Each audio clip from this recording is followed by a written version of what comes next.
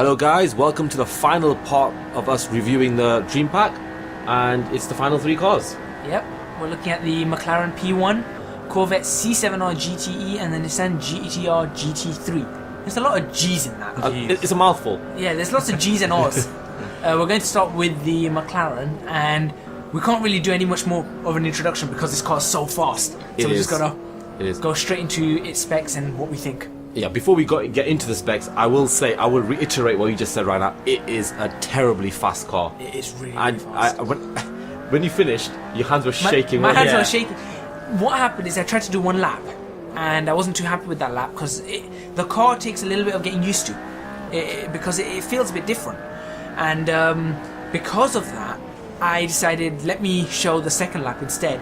And in the second lap, I decided let me just I still didn't go 100%, but I was pretty close to giving it 100%. And when I took my hand off the wheel afterwards, it was shaking and red. Yeah, I was going to say and red as well. Yeah. I need new leather on that wheel now. Right then, should we get started on a bit of the specs? Yeah, let's go for it. Right then, so it's a 3.8 litre twin turbocharged V8 engine. And it's 0 to 60 in 2.8 seconds. Yep. I'd like to mention it's also similar to the MP412C's. Yeah, I think it's pretty much almost the same engine. Yeah. In a sense, which gives about 727 horsepower is what they've managed to tune it to. Yeah.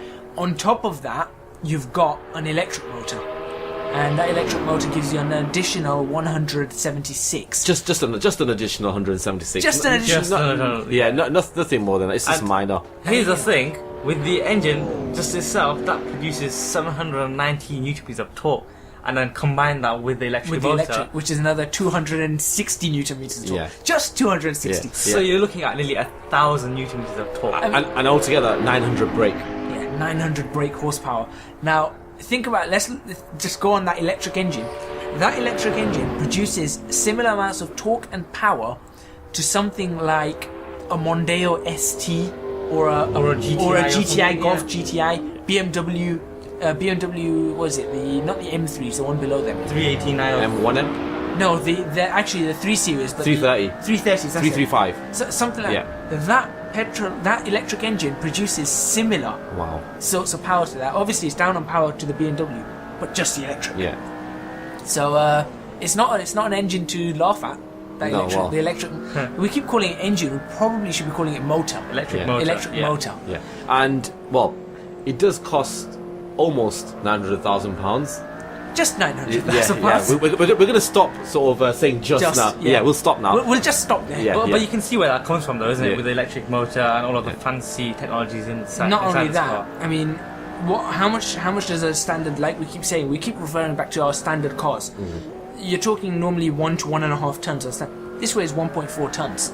900 brake horsepower, 1.4 tons, rear-wheel drive, with all these crazy assists. It's a fast car. And here's the thing, the whole thing is a monocage carbon fiber chassis. That is true as well. Normally now, what we're looking at is we're talking monocage here. Now it's different to a monocoque. A monocoque is basically anything under the seats.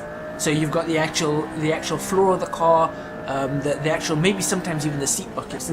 Monocage is where it actually has the pillars. So you can see from the video. So you can actually see the carbon fiber in there. That is all one material. And that's another great thing about this is they've actually made each panel to prevent needing bolts and stuff.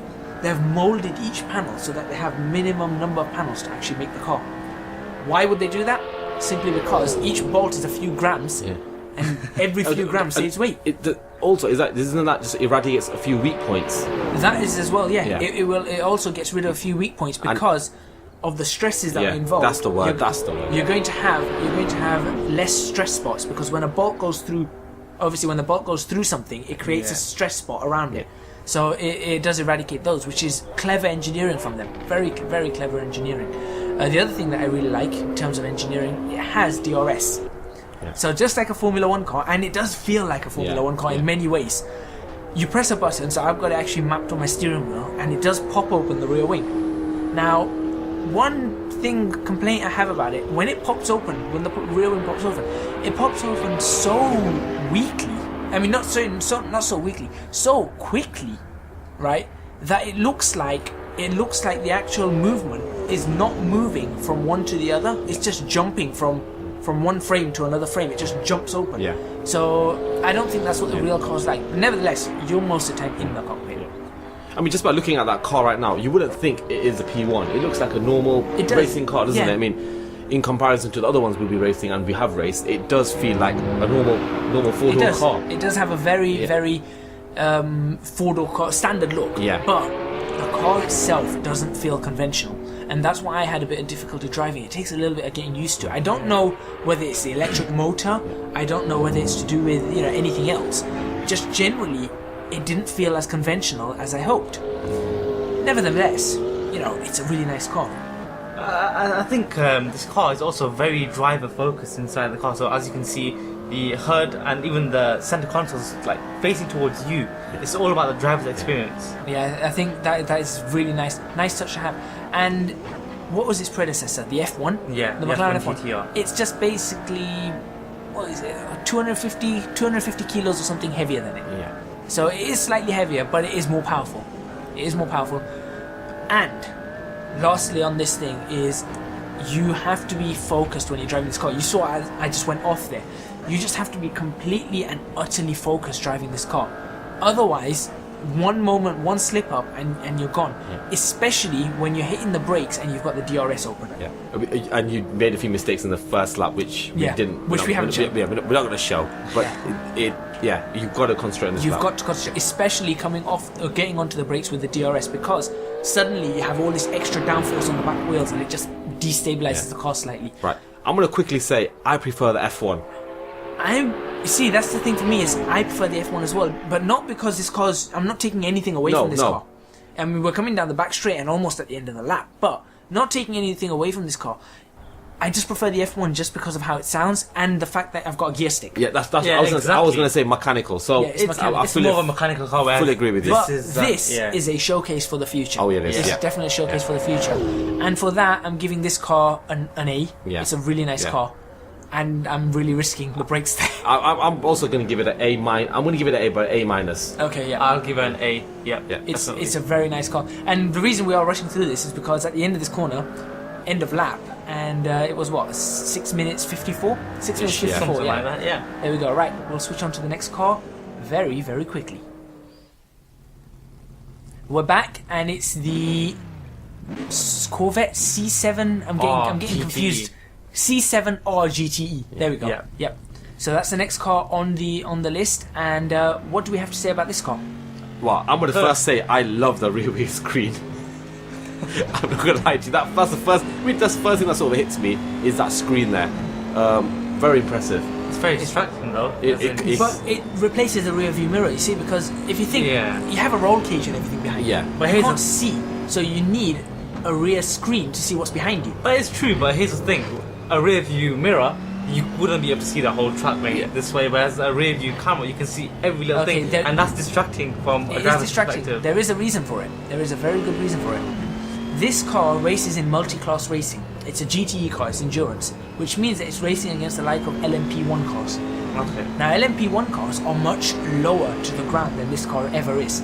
So in a rear view mirror, you're not going to be able to see that car. That's true. So, with that screen, you can see this tiny little car slithering up behind you, which, by regulations of endurance racing, you have to get out of the way for. Right, so that's what that's there for. So that's our first thing gone right there. So let's go. So this Corvette C7 features a 5.5 litre V8 engine. And it also has a monocoque aluminium chassis. It's a hydroformed, isn't it? Yeah, it's a hydroformed one. So they've actually done this in water. That's how they've molded this together. Interesting. That's very good. It's a different way to. Hydroforming is a new technology in a sense. It's a water form, isn't it, or something? No, what it means is that you've actually molded it using water. Yes. As one of the agencies. I think it's pretty cool. I've seen something. It is, but it's not something that they use often. People still use the standard. What's the advantage of having that? Oh, now you're asking me to dig into materials knowledge. Well, if anyone doesn't know, just leave a comment in the video. With forming, regardless of what type of forming it is, there are a number of advantages that you have over your standard classical, the classical kind of things, and it's mostly to do with the strength of the material, the flexibility of the material, and where the stress and strain points are. Okay. So that's the thing about forming. I can go into all this thing about thick entropy and bonding and all that, but let's not. Yeah, you can tell you studied engineering. Yeah. There's no need to show off. Funny. Right, so it's got your box standard 6-speed semi-automatic gearbox, and it has 555 Nm of torque, which is pretty impressive, I think. That is a lot of torque. Yeah, that comes around 5,000 RPM. Although now that we showed the McLaren first. Yeah. Now when you're looking 555, I mean that adds 970. It's a bit of a baby, compared to the P1. But yeah, and it also has 491 brake horsepower, which comes at around 6,000 RPM. And this can be tuned accordingly to whatever the team wants it to be. Yeah, so that's why we don't have acceleration figures or actual top speed figures. And it weighs at 1.2 ton. 1.2 tons. Yeah. Not bad for a Corvette. I mean, Yeah. you'd think Corvettes would be generally you'd think of them to be heavy. And it's right? obviously a rear wheel drive.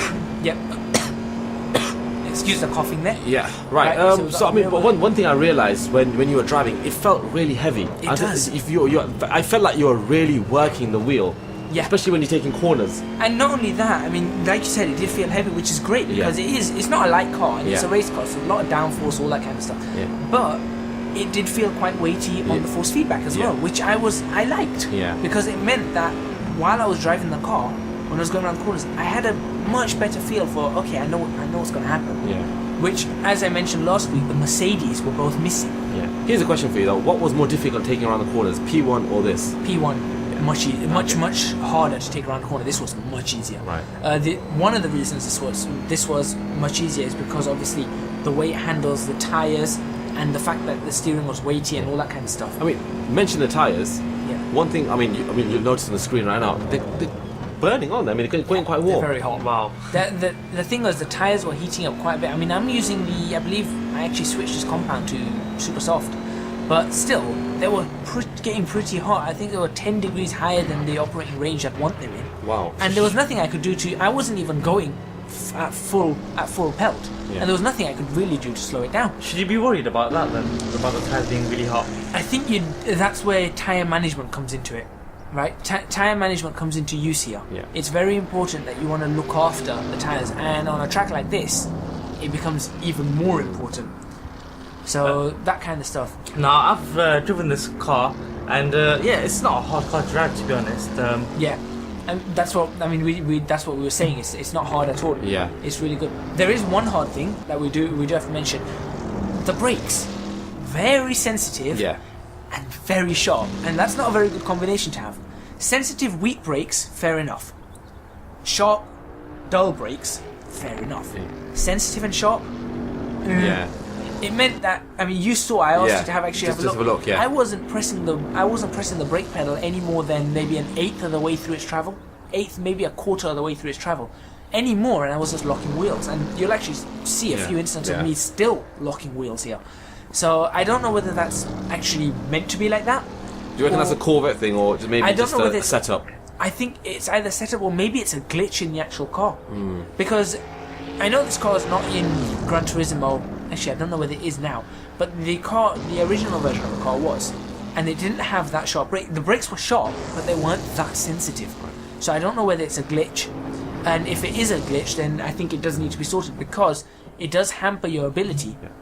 And that was, imagine if I had all assists off completely. Then I'd be touching the brakes and locking. So. And we mentioned this before in previous cars. You can't see much out the windscreen, can you? No.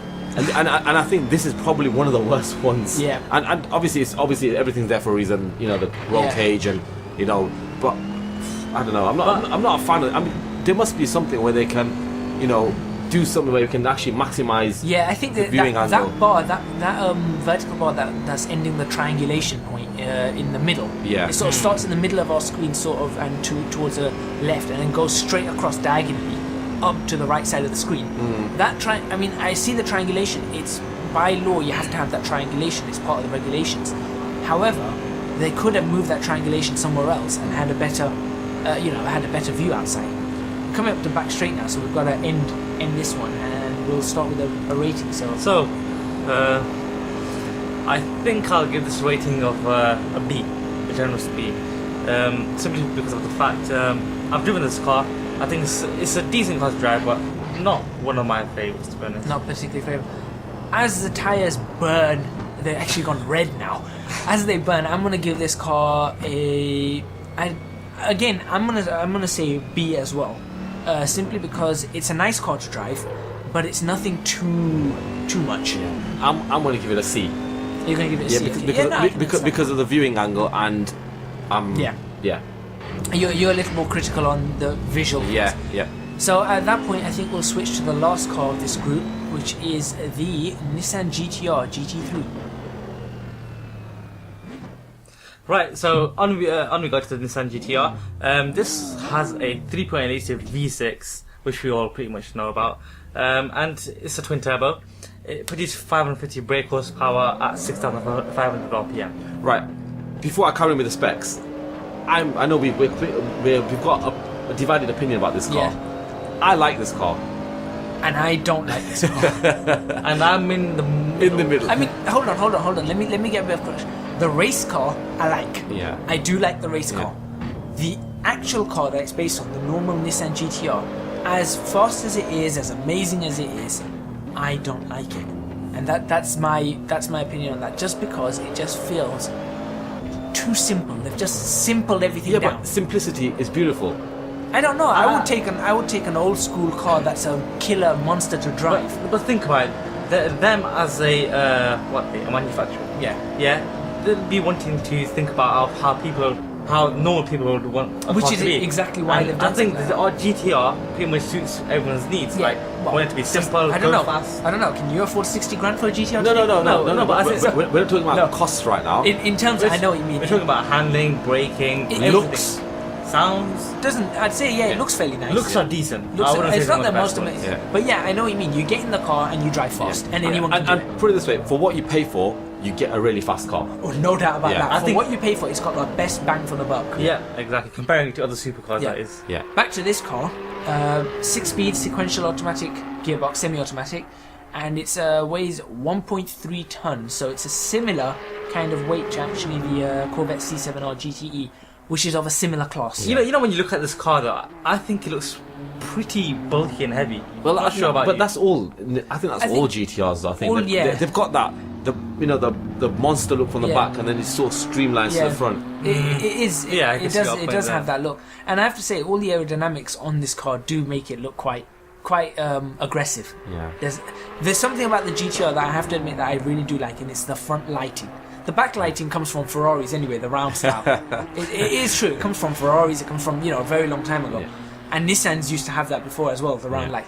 But the front lights, though, that chiseled, sharp look, that is something that is well done to Nissan on that.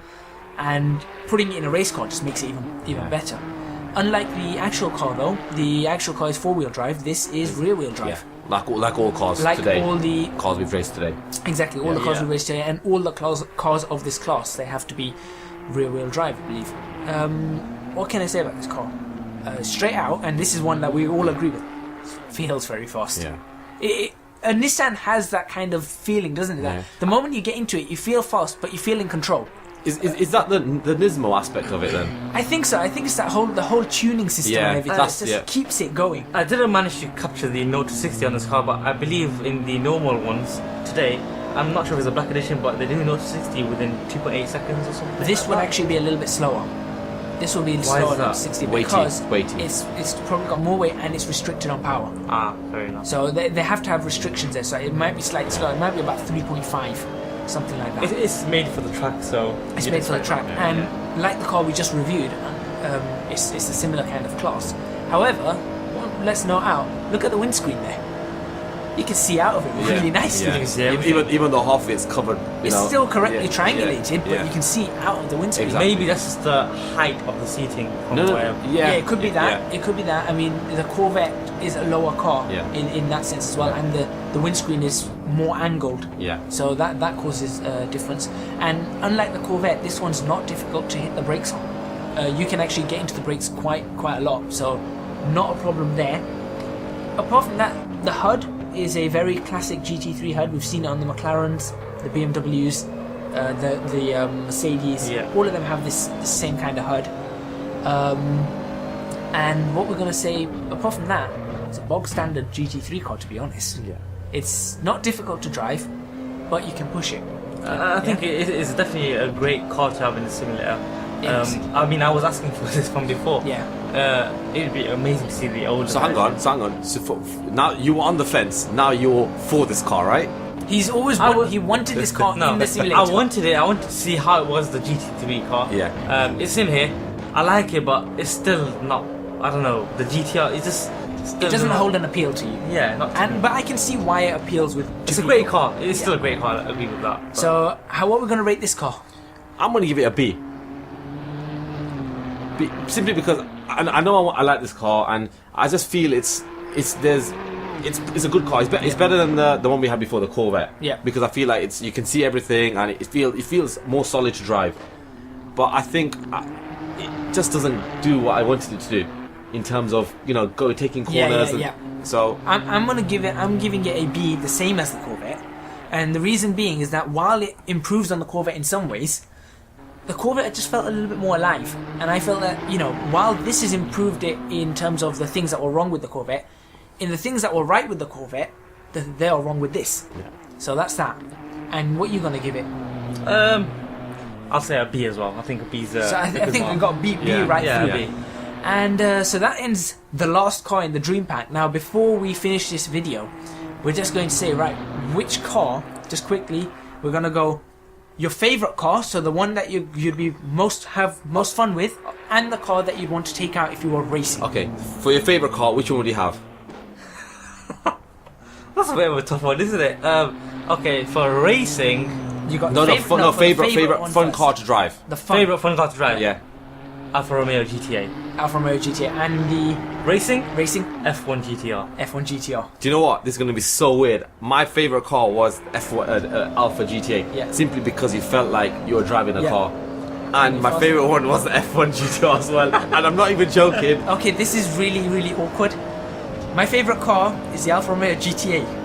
The one that I'd take out on the racing is the McLaren F1 GTR. You guys just copy me. And now here's the really weird thing. Before we recorded this video, we said we're not going to tell each other what our choices are. And I'm not even joking. I actually chose it. I actually was expecting you to say something. Now, No. see, with me, there was another car that I would have picked. I was going to go for the Mercedes C9. I was going to go for the BMW M235. And I was going to go for the McLaren P1 for racing. Okay, there we go. We've got a bit of a change here now. Yeah. Let's say those are our three cars. So That was really odd. Yeah. But anyway, so it looks like the Alfa Romeo GTA is the one that we're going to say is highly recommended for driving, just for pure out pleasure. And if you want for beginners as well. and for beginners, and if you want to race, it's the F1 GTR. So as you can see, the moral of the story is the old cars are the best. Yeah, exactly. Now I'm afraid I have to end this on a rather solemn note. There was an accident last week at this very racetrack at Nürburgring involving a Nissan GT3 car in which a spectator has sadly died. Our thoughts are with all those in motorsport who obviously are thinking about with his family and those who actually have been injured in the world of motorsports. Thank you very much for watching. We're AD Studios.